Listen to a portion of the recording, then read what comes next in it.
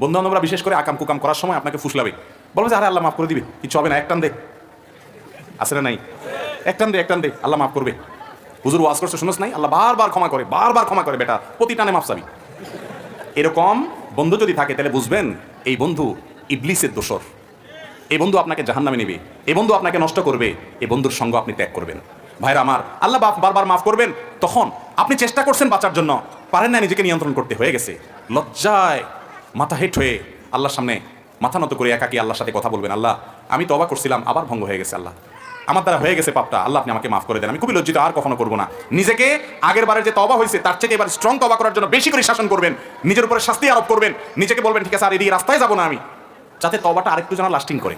আবারও যদি তওবা ভেঙে যায় এরপরে তওবাটা আরো শক্তিশালী করবেন, এভাবে আস্তে আস্তে আপনার তওবাটা যেন বেশি লাস্টিং করে এই চেষ্টা করবেন। আপনি 2 দিন পর তওবা করবেন, প্রতি মিনিটে তওবা করবেন, ঠান্ডা মাথায় পাপ করে তওবা করবেন, এটা বেপরোয়া ভাব। বেপরোয়া হলে মনে রাখবেন আল্লাহর যেরকম গুণবাচক নাম আছে গফফার, আল্লাহর যেরকম গুণবাচক নাম আছে তাওয়াব, আল্লাহর সেরকম আরেকটা গুণবাচক নাম আছে, সেটা কি? কাহার, মহা পাকড়াওকারী। আল্লাহর পাকড়াওর মতো কারো পাকড়াও হয় না।